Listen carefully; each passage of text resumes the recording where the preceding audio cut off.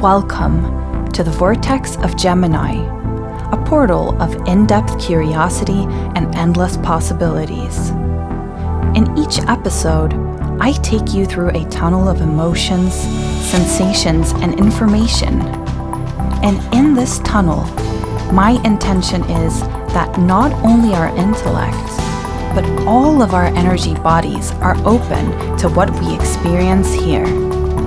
The mental, physical, emotional, and spiritual body. Try listening with all of them and see what gets activated within you. I'm your host. My name is Paulina, and I'm a 4/6 human design manifester ready to activate people.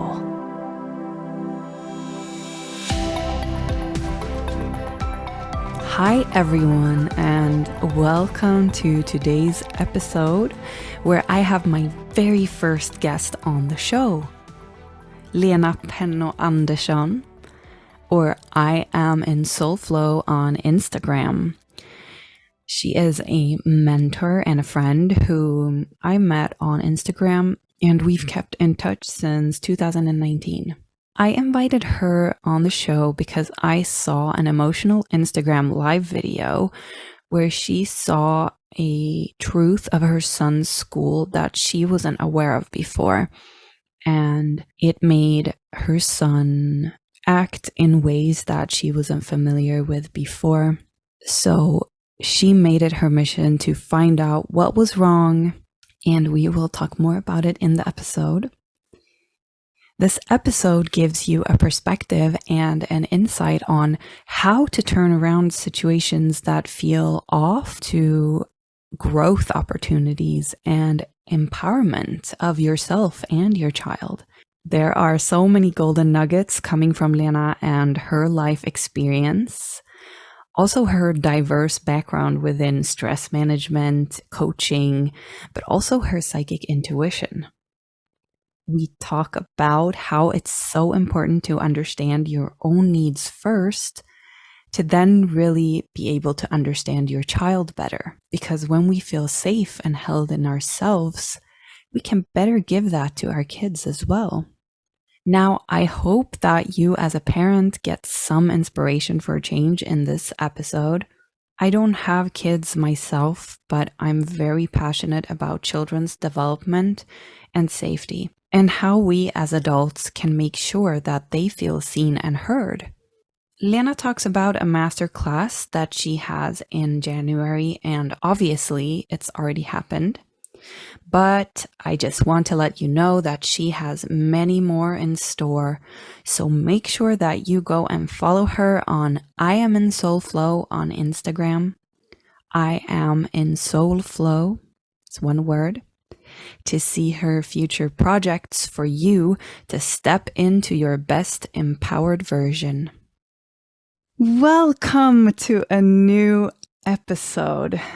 This episode is a really special one for me because it's my first episode with a guest.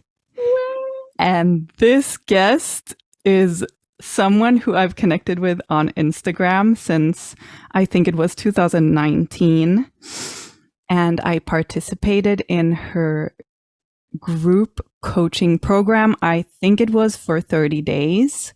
It was for 21 days straight. It was for 21 days. And this program was something that I really needed back then. I was stuck in a funk and I felt like my life wasn't moving forward. And here we were in a WhatsApp group. I didn't know that this was a thing. And this WhatsApp group, it was brilliant. I got to share my development and goals over these 21 days with these women. And we got homework every week or every few days. And towards the end, we really saw everyone's progress and we celebrated that. And I'm just amazed by this. And I still think back very fondly of this. So who is this mystery woman? Well, I gladly present to you Lena Penno Andersson, and on Instagram, her name is I am in Soul Flow. She is an authentic happiness mentor. She helps women to expand and grow out of old unconscious patterns and become the superwoman that they are inside so that they start living their most authentic life. She is also a psychic, working with other fields than what we can see. And that is a big part of her work and her magic. And she is a superhero mother as well. Welcome, Lena, and thank you for saying yes to this conversation. Oh my God, this smile of mine, my cheeks are painful. It is the most honor on my side. I am in love with your words, with your energy, with you stepping into the position of creating this podcast. And it just makes me happy to watch you evolve every single day and week when we are getting back in contact. And yes, you're such a potent woman. I love it. Thank you for inviting me here. I love it. Thank you. I am so moved by everything you do. We haven't met in person even, but I still feel like I understand your energy and what you really bring out to the world because you radiate through your Instagram and your energy, whether it's coaching or whether it's personal experiences that you share. It's just things that people need to hear and that I need to hear. And yeah, you do really important work. Oh, thank you so much. I believe so too. And that in the same year as we started the group coaching, this was literally my awakening of really being my first ever time of, how old was I? 34, 30, 35. Finally being authentic and being able to share what I always wanted to share because I have so much life experience. And so does any one of you. Thank you for seeing the boldness and the vulnerability as a power. Yeah. Right. Why I really felt so strongly that I wanted to invite you as a guest was because you put out a really touching Instagram live, I believe it was, where I didn't watch it live, but I watched it afterwards. And I think you were really in the moment, feeling really deep feelings about some experiences that you had and that your son or sons have in the school system. Yeah. And it really pierced my heart. I just had to watch from start to end. Do you want to share what this was about? Oh, yeah. Thank you. So the story started with me noticing a few weeks, probably already like 2.5 months ago, that my son, my oldest son of 8 years, who is in grade 3 over here in Sweden, or grade 2 over here in Sweden, started to show lots of weird sign of being like stressed. And I'm working obviously in my field with my background of very stressed grown-ups. And here I am faced with a child who has been eating nails and the fingertips bleeding and is being really emotional, ups and downs, and is screaming and fighting back. And at one point, he stopped wanting to eat in the morning. And this is where I was like, wait a second, like I must have misread all the signs, even though I noticed each and every one of them. Bellyache, headaches, not wanting to go to school. But I mean, who wants to go to school or work every single day? We don't, right? So it's a normal thing. We think, at least as grown-ups, we don't fully 100% tap into and listen and trust that what our child is saying is 100% value because of, society unfortunately has taught us.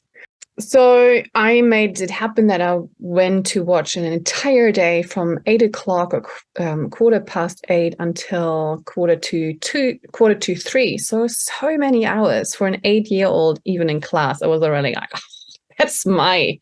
I'm working from 8 until 3, 70% of work time, right? This is 6 hours every day, and I'm tired. So anyways, this is how we sent our children off into school. So this was a new school. We literally had dropped him off there after the summer, and we've been really happy with how he grew as a personality. He was becoming so much like self-sufficient, like. Oh yeah. Not saying English right. So we've been really proud until we saw more and more this aggression in him towards his little brother, towards us. And so when I watched this entire day, within the first 10 minutes, I got already the entire picture of what is wrong, like clearly wrong. And I'm not saying that just because I'm his mother. Like, if you are tapped into emotions, you feel that in the room something is not working the right way. So what was wrong? The entire day you have been grown up, so teachers and help teachers yelling at the kids. Don't do this, don't do this, don't do this. And while we maybe as grown-ups who don't want to tap into emotions say like, well, there's a lot of boys who maybe are troubled and they need to sit still and we have to tell them, I'm calling, and that is my work, I'm saying bullshit to this. We as a society, or we as a responsibility as grown-ups, we are having as a teacher, as a school management, as parents, we have to understand that there's a situation over the last month created that those boys especially, or all who have been unable to sit still and unable to be motivated to be in class, there have been a situation created that the children weren't feeling safe, happy, motivated. Their needs haven't been met. Most of the time, boys need to move. They can't sit every day longer than, maybe 45 minutes. And then they need to run it out and maybe they can go back. But we as a society want them to sit an entire day. So not only verbal abuse, like the entire day on only specific, but, just punishment throughout the entire day. And I knew exactly why my child was trying to hide in front of the class teachers. He was then, when he was engaging with his classmates, he was happy and smiling. But then when it's about class again, he was like literally zooming out, angry. Like I saw this anger inside of him. A clear sign, what I would call, and you would understand as well, that there's something not aligned.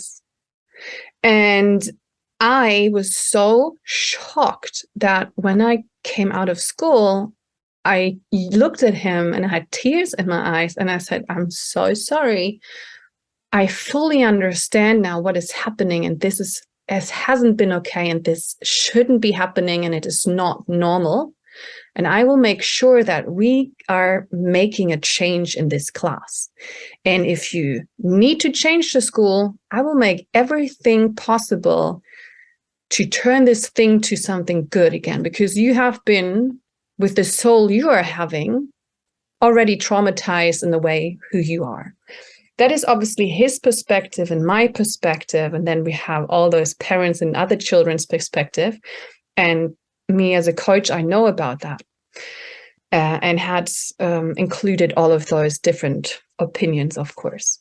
My work in this now was that I created a WhatsApp group to get as many parents inside to actually bring just awareness to an situation which was known by most of them, especially by the parents who had those so-called troubling children who weren't able to sit down or who weren't able to be nice the entire day to their classmates. But all the other parents who never got a call, we didn't know that there was an issue. So we have created a group. I have been talking to school management, and I have been taking my son out of school. So we're on it. Ooh, I feel so many emotions in all of this, and I can't even imagine the shock when you saw and experienced this full day and got that realization. Obviously, it's hard to imagine what can go on in a classroom. It all depends on the teacher. It all depends on the school. It depends on so many things. And think really simply about the boys or girls in class that can't sit still. Like there's a really simple-minded thinking that, oh, that it's a troubled child or something. I mean, that's not the case.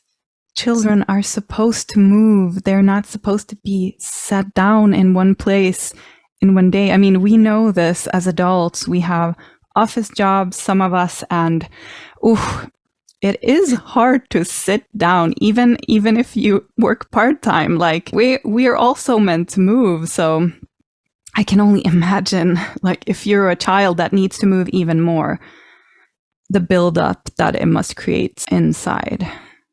Yes. And it's so funny that you brought it up, because I took my son the next few days afterwards to my job, and I said, like, we have coffee breaks, we can talk to someone. So the reality we are creating, I actually noticed in school, is only for the purpose of learning to listen. But then when you get out of school, you need to be someone who needs to be proactive, and you need to be going out, and it's allowed to suddenly talk, and it's allowed to suddenly eat at your desk, and to like move and listen to music and all of those things. So I'm like, oh my God, I didn't even think about it before, like how much we put our children into like, this is how it is. And afterwards we open the box, and then we're wondering like, why are those children, or like now these young adults, unable to feel good or to even choose a job?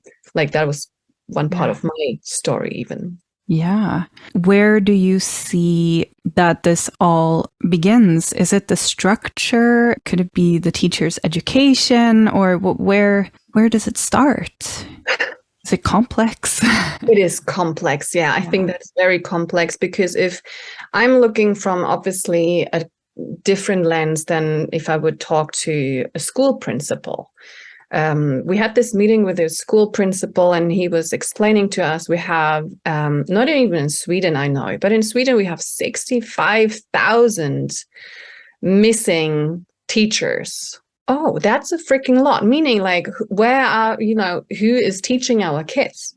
And that's, if I can see it this, but my deeper questions, I'm always asking deeper questions, like what led to the demotivation of bringing teachers to the system? Obviously, it has been already created by a wrong functioning system decades ago. And we all know that. Like, I think we deep down know, if we talk to our parents or to teachers who are like, right, already pensioners, they will say like, well, we try to fix it, or we try to make a change, but it's, it's one person against it, or a couple of persons against a huge system. Is it serving the people or isn't? And we have been noticing in every country, it definitely isn't, because the reality of when you are sit down as a child in school, you don't teach a life lesson. You teach them how to, sit still. For what reason? Your body, we know, like when we're in our 30s or something, or 40s, we feel like body aches. And then we have someone, if we are lucky, from the company paying for, better gear to sit more comfortable. But we all know the studies show we need to move. Yeah. So why are we like, we are paying into a healthcare system which is done way too late? Like that we need to make a change way before. And that is complex, I believe. But I feel now that this has happened to me and my family, that we are creating a change. And I believe a change always happens if we have a shortage of staff as teachers. Suddenly politicians are hearing loud voices by the parents when they realize, oh my goodness, so who is taking care of my child? Is it me at the end, or bigger classes, or whatever? Like, we're creating change by not having the teacher we need. I believe that all teachers, or I want to believe at least, that all teachers who are going into the to study teachings, they have somewhere the ambition to do their best. Everyone does. I believe everyone does from the heart, try to do their best. And then we throw them into a not functioning system, and they struggle to survive. So they need to decide, do I want to change something, or do I go maybe the so-called right now the easier path of following and learning? And then suddenly they find out 20 years later, oh my goodness, I followed a path I maybe didn't want to go, but at least I survived and still have my job. It's all about what has been given in the moment and in the situation, I believe. Yeah, that's right. One of our mutual friends shares quite a lot about, she's going through the teacher's education, and I feel it's really interesting input that she sometimes shares. It seems like already there, if you come with an open heart and open mind, it seems like you sort of get shut down already there. And it's not everyone probably notices that, but yeah, it's really interesting to see what could be different, what could be done differently already at that stage to not put out the teachers' fires. But I've seen in the realm of teachers that there are so many passionate teachers out there, and they don't get to teach in the way that maybe they naturally would teach. And oh my gosh, what would the world look like if they could shine? Exactly. And you're making an amazing point here. Like, what needed to change for the teacher in order to bring their passion and their fire and spice and potent energy to actually make a change for the kids, if the system would want that, right? We hope at one time. Exactly. It's obviously that we need to teach the teachers, or they need to get an education in what is the most important, and it is not academics. No one can tell me that it's academics. Every child has the willingness to learn whatever it's been given, as long as the situation is right, they are placed into. So if you as a teacher create the environment, and it's not, it's a class environment, yes, but it's also what you as a teacher are giving on, bringing onto the table. Are you able to understand, oh my goodness, those boys over here are going nuts right now, being annoying the entire class because, I understand their need is more movement. And how can we bring that into without destroying the entire motivation of the class? This is obviously huge. It's a huge issue, but it always comes back to needing to understand the human's needs. So if you don't understand that, and it's the basics, then we are creating a next generation, or just generation after generation, where we then, when we turn 30 or 40, are coming into our crisis and feeling stuck. And like, what happened? I haven't learned how to identify what my own need is. And there it starts to change. If I understand what I actually need right now, then I can later on give that gift to my child. And in class, if they are identifying that as well, the child, then they can communicate and say, hey, I'm sorry, I need to move. So yes, it's your part as a parent, but obviously it would go much faster if we already have a system supporting the human in itself.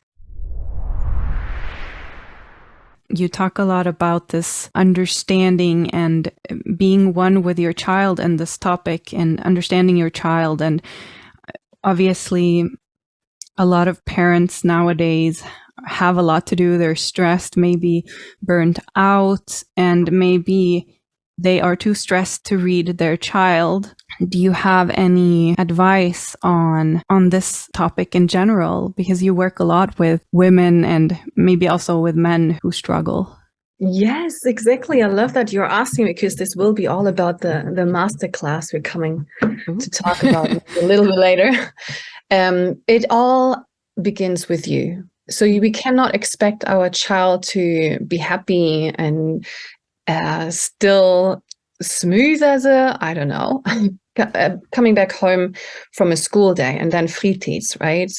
When we as parents are already exhausted. What a child does when they come home to us and they feel mom and dad are stressed, most of the children, most of them, not everyone, but most of them turning into getting nuts. They are screaming for attention in a most oftentimes very negative way. They are very needy, and that really angers us because we already haven't filled up our needs. We are already stressed, and now we have a little bunch of children here stressing us even more out, you know? So what we always have to come back to, it's our responsibility to understand, okay, what is it I need on a single daily basis to fill up my need? And what is my need if I'm already exhausted? We need to identify, where am I giving more energy out than actually getting in? So the way I work most often is that I create a list of, find out for the next week, and it takes oftentimes even longer, of 25 things that bring you joy in the most easiest way, right? At home, or especially also at work. Yeah. So in that part, it's very hard for most people to identify, I don't know what I like, but I know what I don't like. So, okay, cool. Then we identify what is taking most of the time already so much energy. Or maybe it's the entire job. Well, then we need to maybe figure out if that is something you want to hold on to, if it's not serving you at all. But anyways, going way too fast.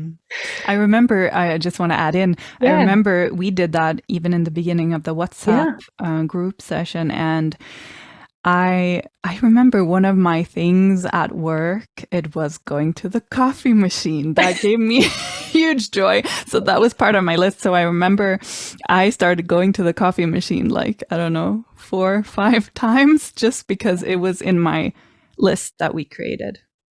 Right. Whatever it is that brings you this little spicy up during the day, grab it as often as you can, right? So if you exchange negativity with a cigarette, take the cigarette for right now. It's okay. Even though, you know, I don't want to smoke. Well, take that later.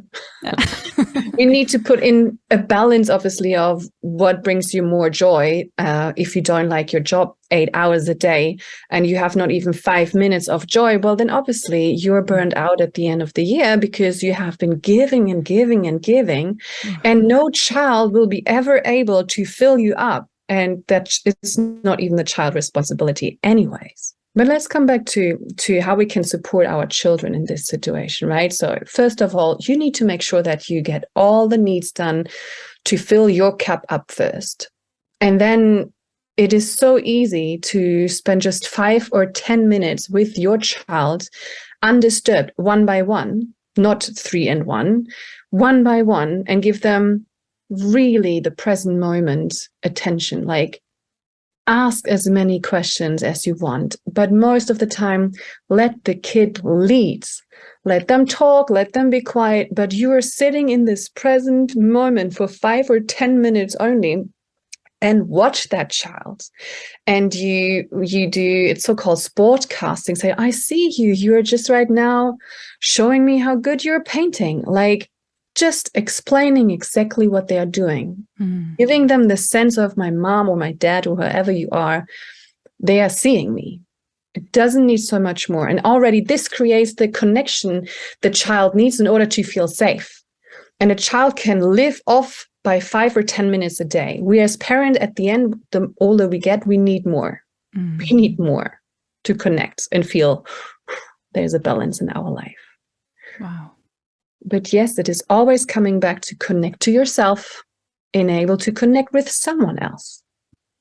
And the child needs your attention every damn day.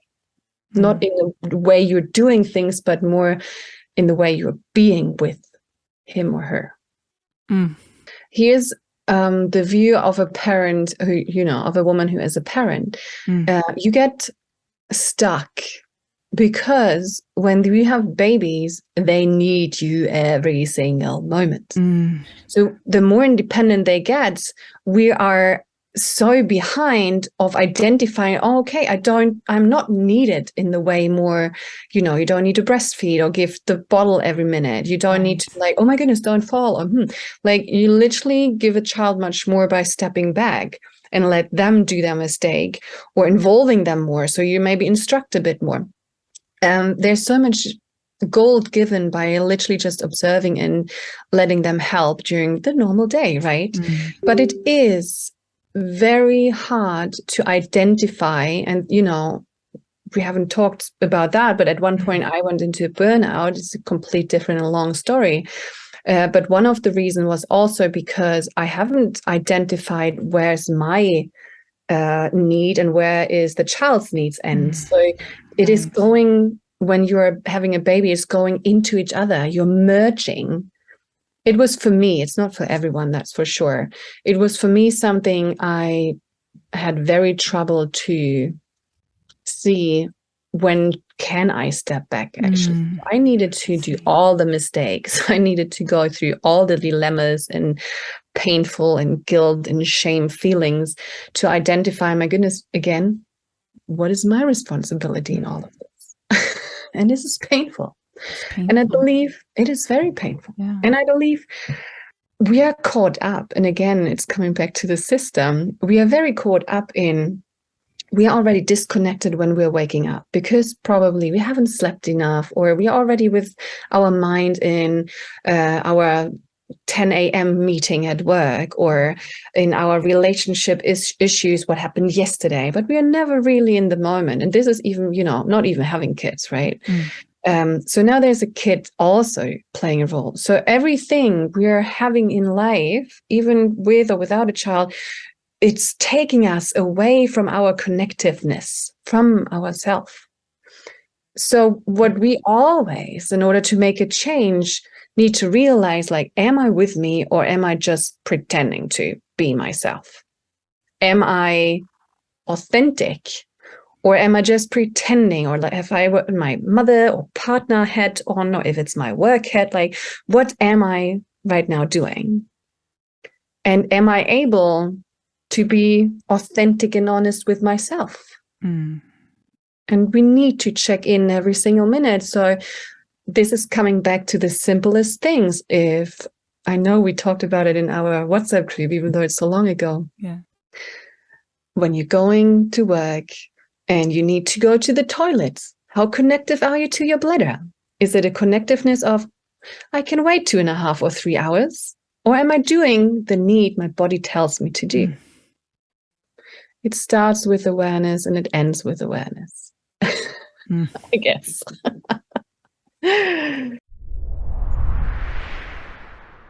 I'm wondering also how, because we've been children as well. Yeah, it's long ago, but we were children once. Now, as a mother, do you often think back of how the school system treated you? I think you grew up in Germany, right? Yes. And how do you see similarities? Yes, thank you for asking that, because I believe my perspective, obviously, I grew, I hated school. Let that be clear. I hated school. I never was good in school. I never got told that I was good in anything but sport. And that was truly the only thing I was good at. But because I was just not motivated, I wasn't put into the class environment of this is a good space to learn it. I wasn't trusting any grown up because they've been literally just telling me that we are not good enough because I wasn't showing interest. But again, it was as a child, my responsibility. It was put on me instead of the grown up. And that was painful. I didn't notice this until just recently, right? I have lots of wounds. And this is obviously also one of the points why I fight so much for my children and the school system, because the wounds have been so deeply implemented in my life that even years later or until now, I still can tell you 5 of those situations where I was shocked, traumatized. And it had everything to do with telling me how worthy or enough I am as a child. And I grew up with knowing I am not good enough. I'm not worthy enough, because in school, they told me that I'm, not good enough, not worthy enough of sitting here. And the system I truly believe that the system and also some teachers have been failing me. And therefore we create a generation with so many wounds. Maybe I needed my parents also to stand up for me, which they didn't either, because they didn't know better. And while I have lots of compassion for it, this is what the child needed. I needed what my child needs, because you as a child, you've just come home with emotion and are wondering, like, something doesn't feel really good, but you're not even able to express what it is. Mm. So I wasn't able to express to my mom, like, the teacher has been telling me I'm not good enough because I wasn't smiling good enough. Like, okay, like, what does that have to do with that? Okay. So no one ever stood up for something, but I was incapable of even communicating it in a way that grown up would even take an action on it. So again, it is me as a parent. It's my responsibility to take care of my child. So what makes me angry is that we drop our kids off in school or kindergarten or whatever, and then we say, well, it's a teacher's responsibility. And when we are back home, then it's our responsibility. But it's fucking not. So it makes me sad, because obviously I have been doing the same. Like, I looked and watched my son. I don't want to overreact. I fear of judgment, like lots of us have. But it's especially like the situation where I get angry about myself, because it is fucking my responsibility. If my child comes to me and doesn't want to go to school, I should at least investigate and observe why not. Is it a tiny issue? Cool. Can I change it? And we all know, yes, class of 30 or 28 or 25 pupils sitting there, tiny little children, and we expect a lot from the teacher. Yes. But if you expect something as much from your child, have good notes, go to the gymnastics afterwards, well, then you have to show up first. It's your relationship towards that child on the go. Yeah. It's a lot of responsibility on your shoulders. I fully get it. Yeah. But why are you afraid? Like, we would be happily standing up and fight for our child if there would be a bully coming and pushes you or like slaps you in the face. Then we know what to do. Then we act out. Yeah. But those subtle things which are creating waves in a self-esteem, which is so easily broken, we can already stop in before. Yeah. And I feel when I said self-esteem, this does something with you, right? Like, I feel emotions arising. So something must have come up in your school. Would you like to share me?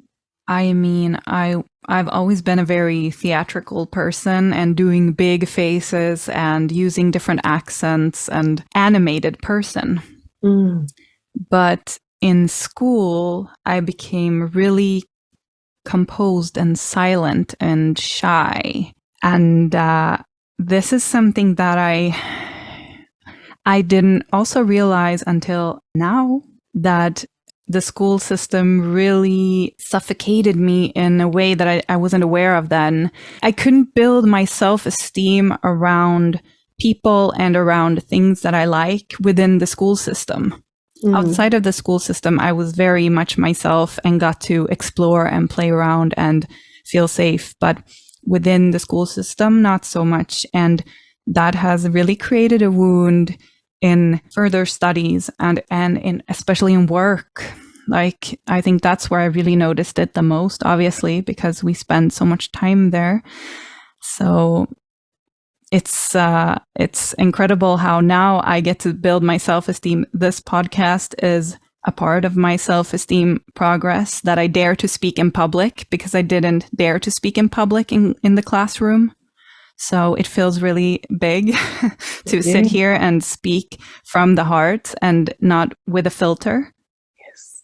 That's the thing, the filter that we all get from this structure. I really feel that most of us do. And then there are some people who don't really get that filter because they're so goal oriented maybe, or I don't know what it can be, but they escape this filter and that's amazing. But I'm really passionate about how can we remove this so that children can be authentic even in school and go for what they're curious about and learn in a more natural way than today's structure provides. Yes. I'm so sorry. You must have felt as a little child directly where it was allowed to be yourself. Yeah. Where you were allowed to be authentic. You have a very big sense of, knowing when you enter a room, also as a child especially, right? What is expected of you. Yes. Non-verbal even. Non-verbal. So just by entering a school space, you can literally already feel, oops, parents are putting on a different posture. Children are not becoming children anymore. You can see this, not only in energies, but you can sense this the more sensitive you are. For sure. You have 2 boys. Yes. Do you see this? Because you talked about the situation with one of your boys. Do you feel that your other little boy is happy where he is? Or do you see the same structural problem where he is? Are they in the same school? I love that you bring it up. I haven't even shared that on my Instagram yet. Funny enough. So all these weeks of, with Niels, with my older one, regarding school and all those emotional tension I have been carrying, and with the responsibility I put on me of creating a group of parents, of leading 40 parents to keep in line of not finger pointing, but growth and solution finding. So all of this I put on me. So there's been a lot of, responsibility, and I loved every second of it. But from the day I knew that I have to leave school, and we got it directly. So since Monday, my son is out of that other school. I am not allowed to create so much more in this group. Even though I open it, I will still guide that one into the love and compassion direction. So from Monday, when all of those emotion dropped and this tension dropped, I turned exactly like you said, like, how is the little one doing? He was definitely not getting as much attention. So I looked at him, and I know also that he has a friend in his förskola, in his kindergarten, who is very much, how do you translate tramsig? Like all of, goofy, silly. Silly. Yeah, but silly on the way that it's obviously annoying the other children, or especially the teachers, like fröken. So what is happening is, I noticed that also since quite a while, and Leo is very will strong. So I've been taking my phone up on Tuesday. So Monday, emotions dropped. Tuesday, took the phone up and talked to the kindergarten and said, okay, look, I haven't been too connected to Leo. I know this is happening, and I want to find solutions. So how are you working? What have you implemented? We have been talking every now and then, but I would love to sit together and just, these are my ideas. This is what I, because I love to, go get inspiration. How can I help my kids? So I came up with my ideas, and the next day they implemented, like one day later, they already implemented a thing, and we are already on day 2 or day 3 now, and it's been working great. So Leo's getting all the attention. We are taking them 5 or 10 minutes, one of our parents, right? Undisturbed present moment time, trying to get all the information, and he has become calmer at time.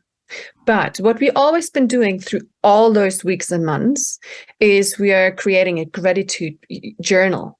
We are journaling every single evening, saying like, what has been good at förskola, or what would you like to talk about today? What are you thankful for?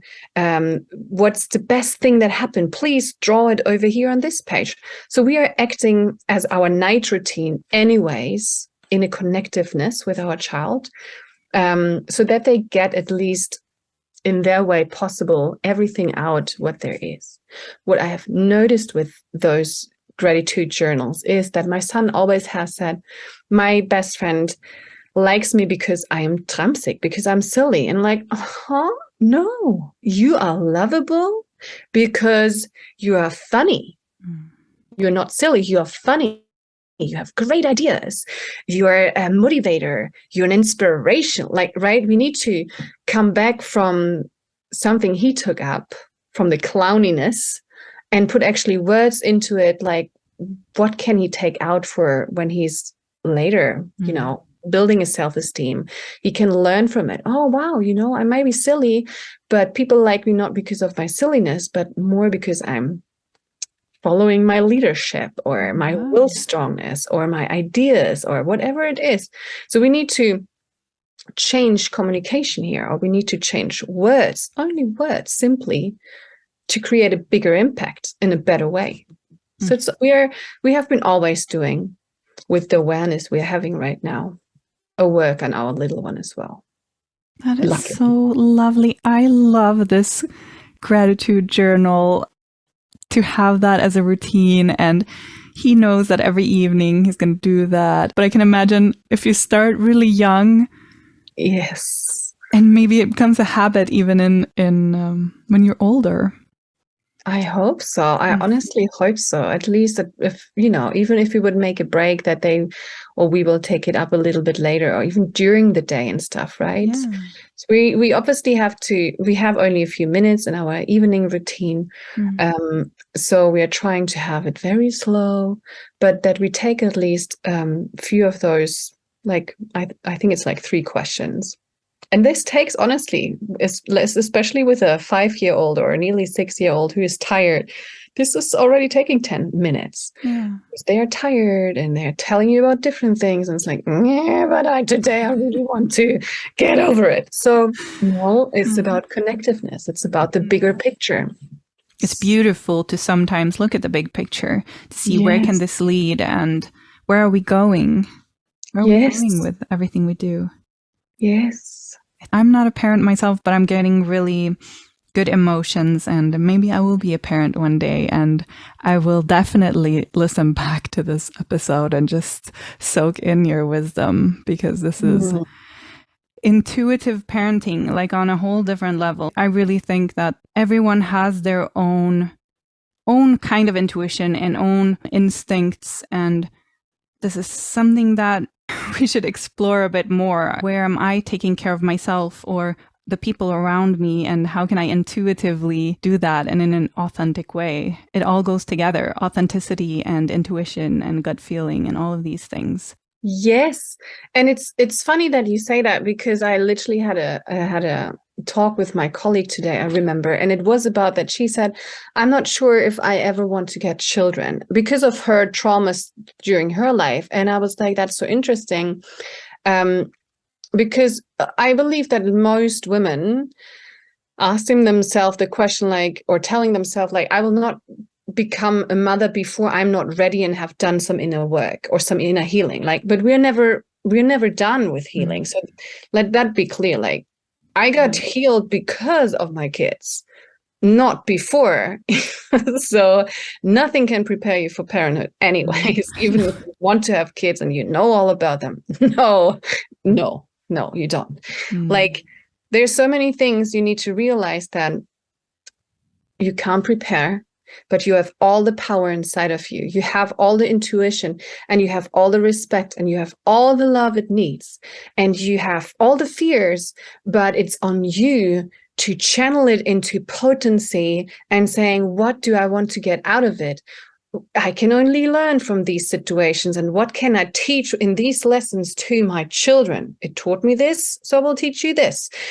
It is most important about simplicity.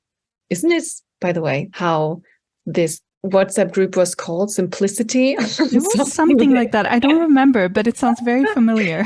Right? Always coming back to simplicity. Yeah. Also in parenting. So like you also have already found out, no, we are making it way too complicated because we are trying to attach us to stories, to attach us to someone else's opinion or situations or our parent style or whatever it is.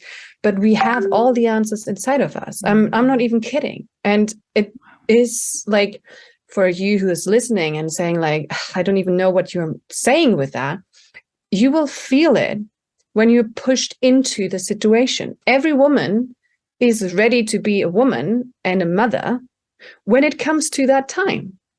You don't need more healing. You don't need more What you want to be is being able to understand your own needs. So you are going through all of those parenthood in the smoothest way possible. Because you will always have a situation being thrown at you where you really need to step up and you can't give from an empty cup. So you need to always fill up your cup first in order to be giving to your child or to the situation or to your whatever it is. That's the only thing. That means you need to have an open heart for you too, like first, always. All those words, they just hit the right spot. I feel they hit in my lower chakras here. Belly. Getting really warm. Yeah. I feel this, the belly. I feel like we've gotten so much wisdom from you and from your stories, like about parenthood, about understanding children, understanding ourselves. I would love to turn it a little bit. We talked about school system. We talked about parenthood. We talked about children. We talked a little bit about you as the woman or as the parent. But I want to emphasize on that you are enough. You are enough and you are as worthy as you can be. You don't have to prove it to anyone. You don't have to prove it to your child or yourself or to school system or to whoever you need to prove it to, you think. Whatever you're doing, do it from a point of, I know that I can do it because I can. Even though maybe it wasn't going in the right direction on the first time. But you're enough. If you know that, everything will fall into the right timing in the right places with the right people.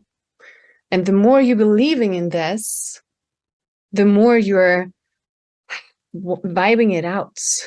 Your children will thank you for it. Your family, your partner will grow with it and understand it as well.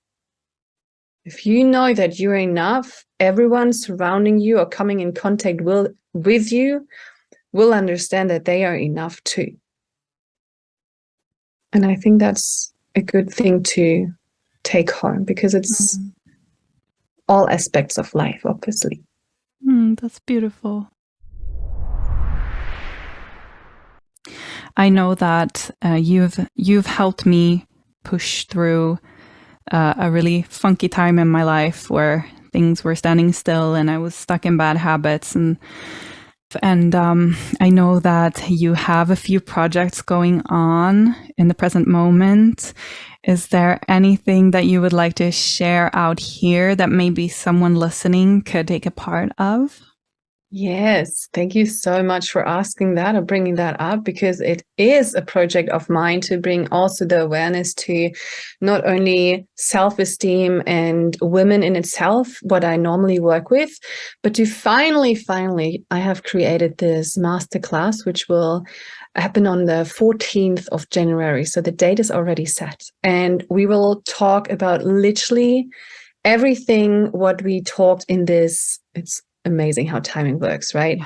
What we talked in this podcast about, but how we as an individual can be supporting ourselves. And I was already naming a few things of like, it's communications. It's about how you have and grow your self-awareness. It's about the respect, but it's also the partnership. If you are in one, how to be including this. It's about structure. Is it about respect and love and opening and like expanding yourself, expanding as a mom in order to let in the good and not only attracting what is stress and feeling exhausted and fearful and guilt and shame. This masterclass will be packed with information, so many giveaways. I swear, you will not want to miss that. Wow. This I will, yes, and I will make some, I'm a busy mom. So I'm literally right now creating behind the scenes, if it's about the platform and it's about, everything what needs to be created in the background to be creating a masterclass. Wow. I'm excited for it. It's so good. It's so important. Super important. And I think we really need this. Like, yes. I'm really intrigued to see what that is about. You also had previously one-on-one containers. Do you still do something like this, coaching or? Yes, I do start in January again. Again, I was like literally taking off the last 2 months. So I'm like just floating and expanding myself here. So I'm starting up with everything in my business in January again, where I am having 6 months and 3 months containers with like, wow, you get so much out of my one-on-ones. We have been working for 21 days in a group container, right? And you know exactly how much you took out of just that, how much you've been able to see clearly through. My power with using the psychic ability, but also my power of not letting you go off the hook, of changing something, holding you accountable and putting your face into what's the bullshit, but where do you want to go actually? It makes stuff happen instantly, literally. Yeah. So I have found out through all those last 2 years since 2019 or 3 years now that my containers have been very short. So I do myself and also my women in my field the favor of holding you longer in the space so that you literally, at the end of it, have been doing a gazillion things of coming really in alignment and especially in awareness of having new routines, having a great relationship. This is most of the things we are working on, even with yourself, with your parents, with your partner, to your sister, like whoever it is. It's about communication. It's about creating love of who you are, and especially coming out as an authentic version of, like you said also today, you will be able to be speaking your truth. Speaking your truth means that you have found yourself, your values, what is important for you. So there's no issue of suddenly speaking into it. So you don't have to pretend to be someone else anymore. Yeah. So you're fully authentic. And that is all about timing. It's all about, up and downs and try and error phases. So there is one-on-one containers. And then I also have group coaching. So the group coaching will also be happening probably in February again. I might change the name of it, but I love the name. You're a fucking goddess. Yeah. Mothers or women, and you might not feel it yet at the beginning, but at the end, you will have realized after only 9 weeks with all the topics we are going through that you are a fucking goddess. There's no other things, and you don't have to prove it to anyone. You will realize so many things. You will also go into rituals. We will understand who you are and its essence. And what is not serving anymore, we will put aside. And then at the end, we're creating also a structure for you to create your goals, which you already had probably in the beginning of when we started. Wow. And now you're able to blow life into it. I just have to mention also that you have really changed my view on how to go about change, because we always think that we need to take really big steps in order to change. But you actually reminded me many times that it's in the small steps. And that makes me like emotional, because things are less scary when you take the small steps, but you can still see big progress, especially, what did you say, 9 weeks? 9 weeks. After 9 weeks, I mean, imagine all the small steps you've been taking during those weeks. Yeah. You will see change.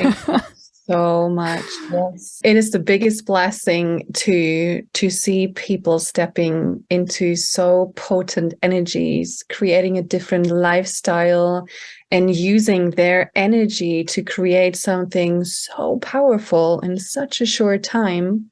And it's all happening. It's all instantly. Yeah. It's all inside of you.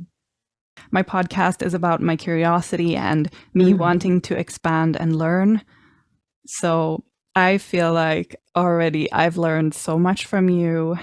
Learning is not only about the mental, it's emotional learning. It's all the different layers. So I'm really grateful for our conversation, Lena. It's been amazing. I am grateful for having had the honor of being your first podcast. I am deeply amazed of you. I'm so impressed by how you are speaking truth into your goals. And I remember that you have been talking about this project since quite a while, and now it's happening, right? Divine timing. I am thrilled to follow this journey like I have since 2019. It's amazing me every single day. Thank you. I hope that you continue this day with a sense of lightness and love, and see you next time. Bye. Bye.